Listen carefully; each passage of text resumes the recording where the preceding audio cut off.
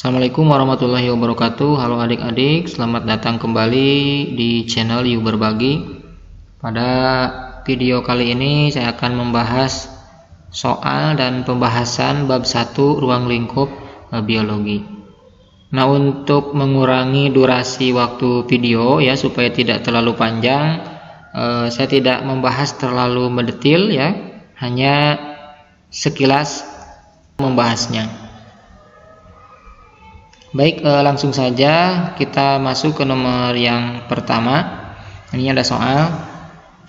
Cabang biologi yang mengkaji hubungan timbal balik antara makhluk hidup dengan lingkungannya adalah A. Zoologi, B. Ekologi, C. Sitologi, D. Botani, E. Evolusi. Nah, jawabannya adalah B ya, ekologi. Nah, pembahasannya, cabang biologi yang mengkaji hubungan timbal balik antara makhluk hidup dengan lingkungannya yaitu ekologi. Nah, ekologi ini mengkaji tentang ekosistem.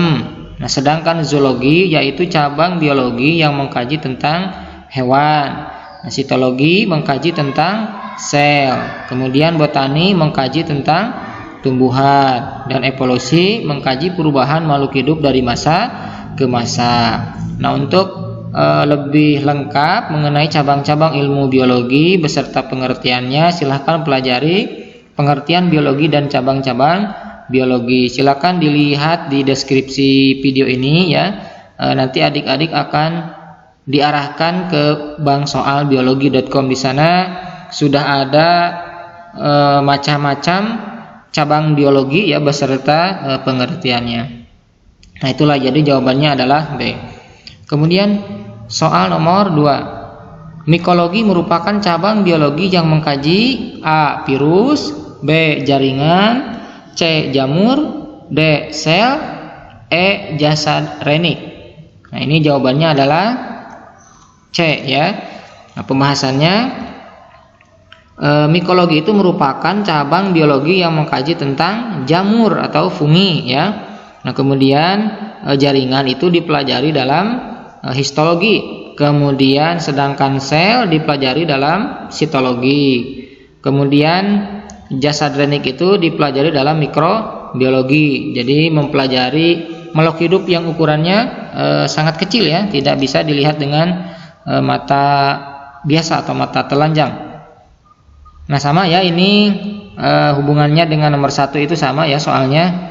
Silakan dipelajari saja di bank soal biologi, ada ya, silakan. Kemudian nomor 3. Mekanisme dan hukum-hukum pewarisan sifat dikaji dalam A. anatomi, B. fisiologi, C. morfologi, D. ekologi, dan E. genetika. Jawabannya adalah E. Pembahasannya, nah, genetika merupakan cabang ilmu biologi yang mengkaji pewarisan sifat keturunan. Gitu ya. Kemudian untuk yang A anatomi mempelajari tentang struktur organ dalam ya pada makhluk hidup. Nah, kemudian untuk fisiologi itu mempelajari tentang fungsi struktur alat tubuh hewan atau manusia yang makhluk hidup. Nah, kemudian morfologi mempelajari tentang bentuk-bentuk tubuh suatu organisme. Kemudian ekologi tadi sudah dibahas ya, hubungan timbal balik. Jadi hubungan antara makhluk hidup dengan lingkungannya. Dan E, cabang biologi mengkaji pewarisan sifat. Kemudian nomor 4. Wabah flu burung telah menimbulkan kerugian besar bagi para peternak unggas. Cabang biologi yang mempelajari tentang penyebab penyakit tersebut adalah A. virologi, B. sitologi, C. ekologi, D. bakteriologi, E. entomologi. Nah, ini jawabannya jelas ya, jawabannya adalah A. virologi. Nah, karena virologi itu merupakan cabang biologi yang mengkaji tentang virus ya. Nah, sedangkan sitologi itu mengkaji tentang sel. Nah, sedangkan ekologi mengkaji tentang ekosistem ya. Kemudian bakteriologi itu mengkaji tentang bakteri, sedangkan entomologi mengkaji tentang serangga. Kemudian nomor 5. Sejarah kehidupan makhluk hidup pada masa lampau dapat dipelajari melalui peninggalan fosil. Nah, cabang biologi yang mempelajari fosil adalah A. Ekologi, B. Paleontologi, C. Taksonomi, D. Ornitologi, E. Entomologi. Nah, jawabannya adalah B. Paleontologi. Nah, cabang biologi yang mengkaji fosil yaitu paleontologi. Nah, sedangkan taksonomi itu mengkaji pengelompokan makhluk hidup. Kemudian ornitologi mengkaji tentang unggas ya, burung. Entomologi mengkaji tentang serangga. Kita lanjutkan ke soal nomor 6. Akhir-akhir ini ada berita bahwa ibu-ibu yang sedang hamil dan minum obat tertentu ternyata melahirkan bayi yang cacat. Nah, ilmu yang mempelajari cacat lahir selama dalam kandungan disebut A. Embriologi, B. Genetika, C. Patologi, D. Mikrobiologi, dan E. Fisiologi. Nah, ini jelas ya, jawabannya adalah A. Embriologi. Nah, apa itu embriologi? Embriologi merupakan cabang ilmu biologi yang mengkaji tentang embrio.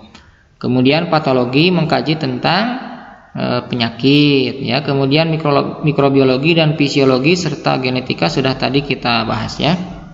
Nah, kita lanjutkan ke nomor 7. Setelah tanaman diberi tambahan pupuk urea, rata-rata tumbuhan tinggi tanaman menjadi 1 cm per hari. Dari kegiatan tersebut yang termasuk variabel terikat adalah A. Variasi dosis urea, B. Penyuluh, C. Induk tanaman, D. Rata-rata tambahan tinggi tanaman, kemudian E. Air. Nah, ini jawabannya adalah D. Rata-rata pertambahan tinggi tanaman. Nah, pembahasannya, variabel terikat atau variabel respons adalah hasil dari perlakuan yang berbeda dalam percobaan. Nah, variabel terikat merupakan akibat dari variabel bebas. Nah, dari percobaan di atas, yang merupakan variabel terikat yaitu rata-rata pertumbuhan tinggi tanaman. Sedangkan yang menjadi variabel bebasnya yaitu variasi pupuk urea. Nah, untuk lebih jelasnya silakan dilihat kembali pada video-video sebelumnya ya. Silakan untuk dipahami tentang variabel bebas, variabel terikat ini.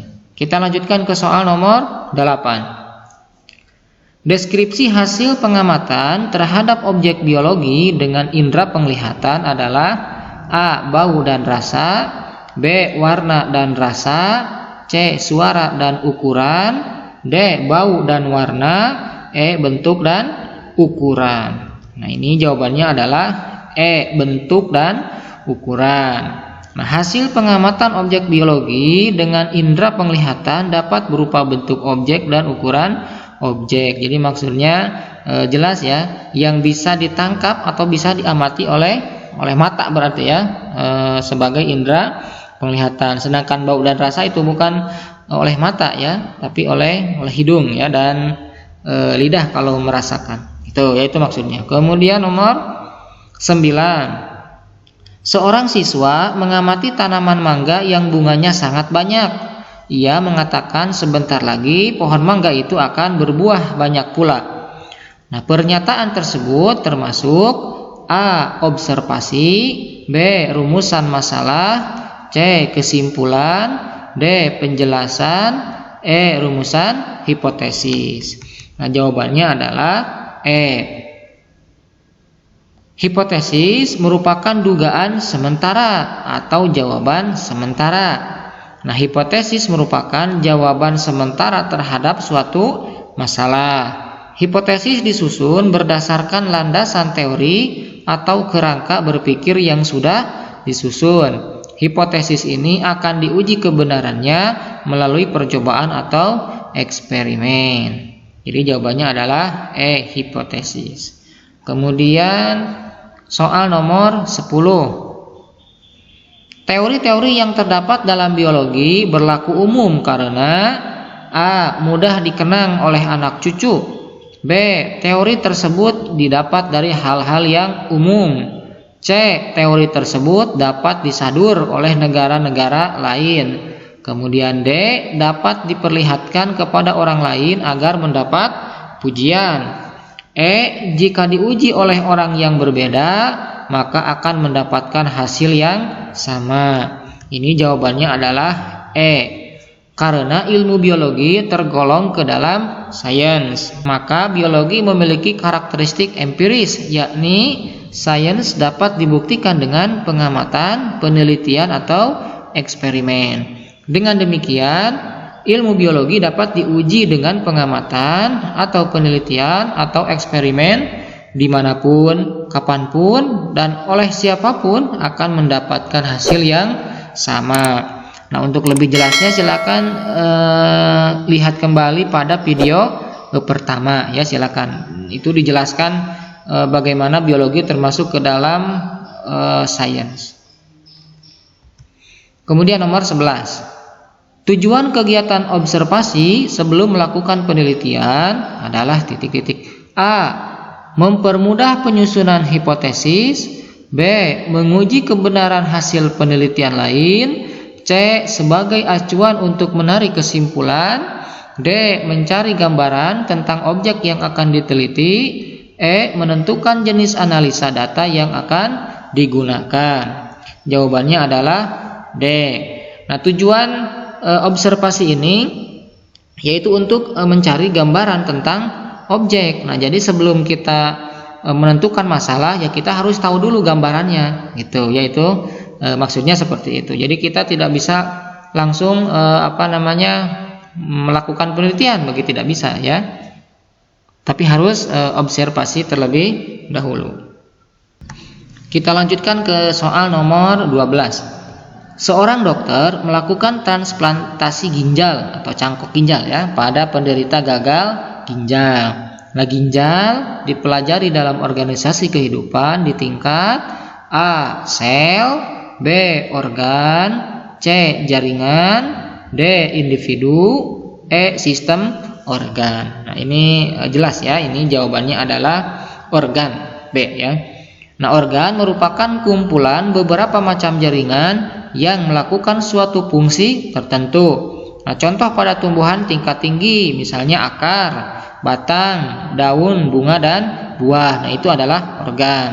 Nah, sedangkan pada hewan contohnya adalah jantung, paru-paru, hati, lambung, usus, telinga, dan hidung. Nah, itu adalah contoh organ. Jadi jawabannya adalah B ya. Kemudian nomor 13. Setelah diadakan penelitian oleh ahli medis, diketahui bahwa penyakit flu babi disebabkan oleh virus H1N1. Dalam pemecahan masalah biologi secara ilmiah, maka pernyataan tersebut merupakan A. Hipotesis, B. Kesimpulan, C. Analisis data, D. Tujuan penelitian, E. Perumusan masalah. Jawabannya adalah B. Pernyataan di atas itu merupakan kesimpulan dari hasil penelitian.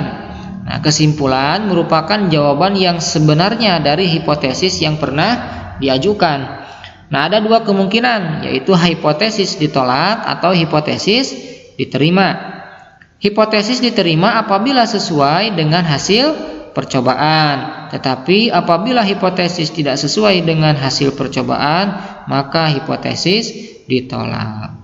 Nah, itu jawabannya adalah B. Nah, kemudian nomor 14. Serumpun bambu, segerombol semut, dan beberapa ekor tupai dalam konsep ekologi merupakan A. Individu, B. Populasi, C. Komunitas, D. Ekosistem, E. Bioma. Jawabannya adalah B. Populasi. Nah, populasi adalah kumpulan individu dari satu spesies yang berinteraksi dan hidup di wilayah tertentu. Contohnya, sekumpulan pohon kelapa di suatu kebun dan sejumlah semut yang hidup di suatu lubang pada sebatang pohon. Kemudian soal nomor 15. Peningkatan jumlah kendaraan bermotor dapat memicu terjadinya pemanasan global. Pemanasan global merupakan permasalahan biologi di tingkat A. Individu, B. Populasi, C. Komunitas, D. Ekosistem, E. Biosfer. Jawabannya adalah E. Biosfer. Apa itu yang dimaksud dengan biosfer? Yaitu lapisan bumi yang di dalamnya terdapat kehidupan. Nah, bumi yang menjadi tempat kita hidup ini merupakan biosfer. Nah, biosfer mempunyai ciri utama, yaitu mengandung oksigen yang sangat dibutuhkan untuk menunjang kehidupan organisme. Pemanasan global merupakan permasalahan dalam tingkat biosfer. Kemudian soal nomor 16. Seorang siswa sedang mengamati tipe berkas pengangkut pada tanaman jagung. Hal ini berarti siswa tersebut mempelajari organisasi kehidupan di tingkat A. Sel, B. Organisme, C. Jaringan, D. Individu, E. Sistem organ. Jawabannya adalah B. Organ. Jaringan merupakan kumpulan sel yang memiliki bentuk yang sama dan melakukan fungsi tertentu. Contohnya kalau misalkan pada tumbuhan tingkat tinggi, misalnya epidermis, kemudian jaringan parenkim palisade, parenkim spons, sclerenkim, xilem, phloem, cambium, dan gabus. Kemudian soal nomor 17. Dalam suatu penelitian, data yang diperoleh dapat disajikan dalam bentuk grafik atau diagram. Penyajian grafik atau diagram ini berguna untuk A. Membantu penentuan metode analisa data, B. Mempermudah pembuatan hipotesis, C. Menguji kebenaran data hasil penelitian, D. Mempermudah orang lain memahami hasil penelitian, E. Sebagai acuan untuk merumuskan masalah penelitian. Ini jawabannya adalah D. Pembahasannya, agar lebih mudah dimengerti orang lain, data hasil pengamatan atau observasi sebaiknya disajikan secara ringkas dan sistematis. Data dapat disajikan dalam bentuk tabel, grafik atau diagram, skema atau gambar. Data kualitatif dapat disajikan dalam bentuk tabel, uraian kalimat, skema, dan gambar. Data kuantitatif dapat disajikan dalam bentuk tabel angka dan grafik. Kemudian soal nomor 18. Rongga mulut, kerongkongan, lambung, usus halus, usus besar, hati, dan pankreas bekerja bersama untuk menjalankan fungsi pencernaan makanan dengan membentuk A. Jaringan, B. Organ, C. Sistem organ, D. Individu, E. Populasi. Jawabannya adalah C. Sistem organ. Nah, pencernaan itu termasuk ke dalam sistem organ. Nah, sistem organ selain pencernaan yaitu pernapasan, ekskresi, sirkulasi darah, reproduksi, saraf, dan sebagainya. Silakan dibuka kembali ya di video yang kedua. Nah, ini membahas tentang tingkat organisasi kehidupan dalam sistem organ dan organ. Nah, jelas ya di sana ada. Kemudian soal nomor 19. Berikut ini yang termasuk organ adalah A. Membran mukosa yang melapisi dinding lambung, B. Kartilago, C. Darah, D. Otot jantung, E. Otak. Nah, ini jawabannya adalah E. Otak. Nah, otak merupakan contoh organ. Membran mukosa, kartilago, darah, dan otot itu termasuk ke dalam jaringan. Soal nomor 20. Anissa adalah seorang siswi kelas 10. Ia hendak meneliti pengaruh pH terhadap kecepatan reaksi suatu enzim. Nah, berdasarkan pernyataan tersebut, yang merupakan variabel bebas adalah A. pH, B. Jenis enzim, C. Tabung reaksi, D. Kecepatan reaksi, E. Banyaknya enzim. Jawabannya adalah A. pH. Nah, dalam pengamatan tersebut, pH termasuk variabel bebas, sedangkan variabel terikatnya yaitu kecepatan reaksi. Kemudian soal nomor 21. Data yang merupakan hasil pengamatan kualitatif adalah A. Panjang tubuh ikan 10 cm, B. Rumput berakar serabut, C. Volume zat cair 5 mili, D. Berat tubuh tikus 1 kg, E. Panjang tubuh tikus 8 cm. Jawabannya adalah B. Data kuantitatif merupakan data yang dapat dinyatakan dengan angka, sedangkan data kualitatif tidak dapat dinyatakan dengan angka. Nah, rumput berakar serabut itu adalah kualitatif. Soal nomor 22. Tahapan kerja ilmiah yang benar adalah A. Eksperimen, prediksi, kesimpulan, hipotesis. B. Observasi, prediksi, hipotesis, kesimpulan. C. Observasi, hipotesis, eksperimen, kesimpulan. D. Hipotesis, observasi, prediksi, eksperimen. E. Eksperimen, prediksi, hipotesis. Jawabannya adalah C. Yang benar adalah C ya. Nah, langkah-langkah dalam metode ilmiah adalah sebagai berikut. Yang pertama, menemukan dan merumuskan masalah. Kemudian yang kedua, mengumpulkan informasi atau data. Kemudian yang ketiga, menyusun hipotesis atau dugaan sementara. Kemudian yang keempat, melakukan percobaan untuk menguji kebenaran hipotesis. Kemudian yang kelima, mengolah hasil percobaan atau analisis data. Kemudian yang keenam itu membuat kesimpulan. Nah, kemudian yang terakhir, mengkomunikasikan hasil penelitian kepada khalayak. Soal nomor 23. Berikut ini yang bukan merupakan opini adalah A. Anak itu memiliki 12 butir kelereng. B. Senyum anak itu sangat manis. C. Pak Dede mengenakan setelan yang rapi. D. Ibu Desi adalah guru yang sangat baik. E. Rambut anak itu indah. Nah, jawabannya adalah A. Senyum anak itu sangat manis itu merupakan opini. Jadi opini itu adalah pendapat seseorang ya, dan belum dipastikan kebenarannya. Nah, sedangkan kalau fakta itu keadaan yang sebenarnya.